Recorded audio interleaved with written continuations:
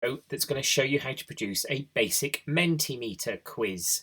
So the first thing you need to have done is created yourself a Mentimeter account at mentimeter.com and then logged in.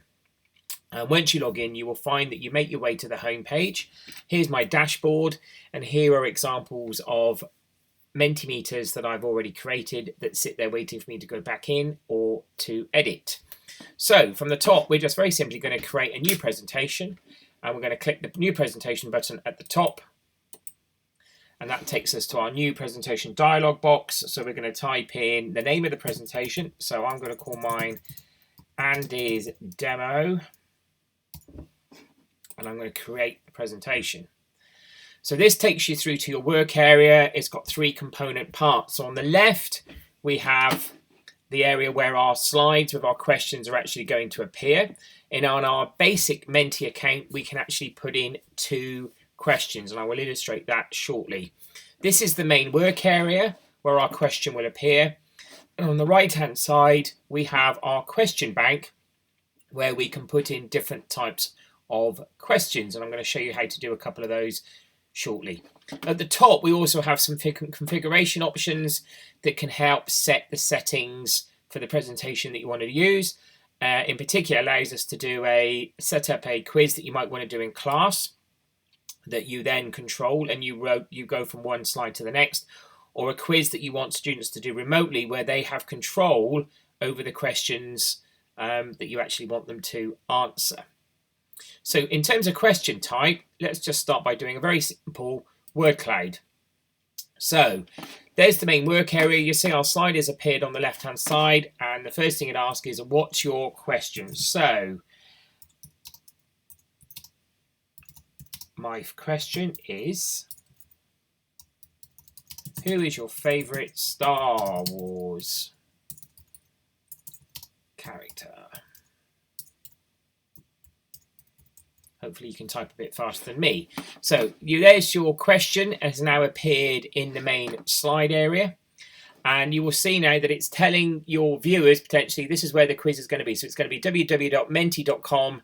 And to actually access it, they're going to have to type in the code of 379169, and that will take them to this on their phones.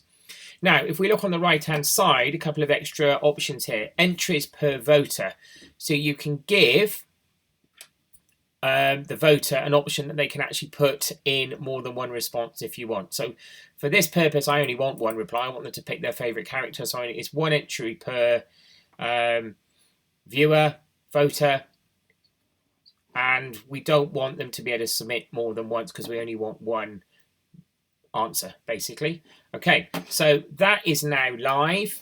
If we click present, this thing is now live on the internet. If you present this in class like this, and the students get their phones out, you direct them to menti.com, use the code 379169, and they will be able to answer and contribute to this quiz. So if I try it on my phone, and I go to menti.com,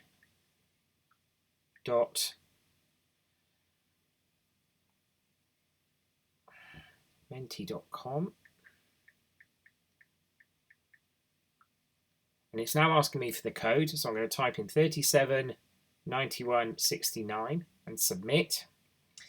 Who is my favourite Star Wars character? Okay, so let's type in Luke, and I click submit. And what you'll find is it tells me I've participated, and there is my answer. So as you can imagine, the more people that you've got, the more answers you get, and they will then emerge as a word cloud. So if we want to go back to the workspace, if you just click escape, and what we're going to do on the side here is put in an additional slide. So we can put 2 slides in a basic Menti. So we are going to do an example here of a multiple choice. And your question for your multiple choice is your favourite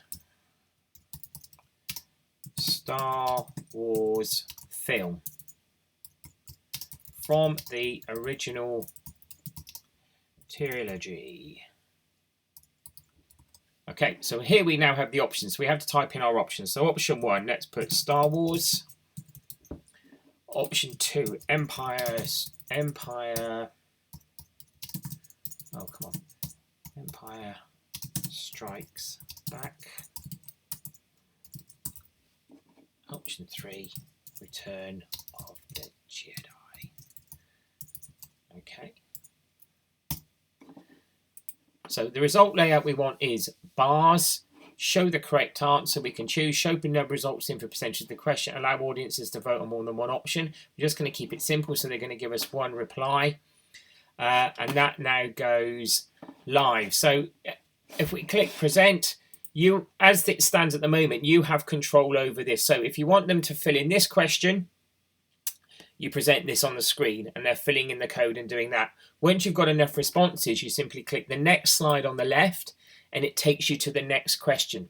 So you're doing this real time in a session. But again, if I now go back to my phone and I go back to menti.com, and it's going to ask me, to pick. So it's on the phone. It's showing this as a multiple choice question, and I select the one answer that I want. So I'm going to pick Empire. I click submit, and that should now pop up on the screen. So every time somebody responds, this histogram will actually be completed. So this is a nice simple example of a very basic Menti with 2 questions that you are controlling in the class, and you are dictating the pace at which the students actually answer the questions. Now, on the top right, you'll now see that you can download the results. You would need a higher upgraded Menti to actually download the data, but what you can actually do is download the results as a PDF. And it downloads the screenshots each time. So you can actually download this PDF and then you can actually embed those in anything you actually want to use. So I'll just go back to where I started.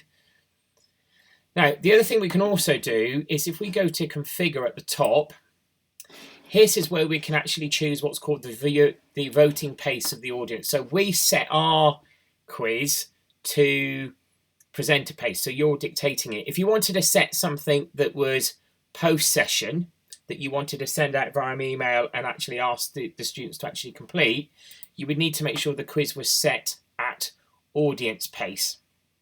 And that means that it will allow them to complete the first question, and then it will automatically move on to the second question in the same way that we actually did it in the class. Okay, so if we go back to present, this is now live for the students, for them to actually have a go at remotely. Okay,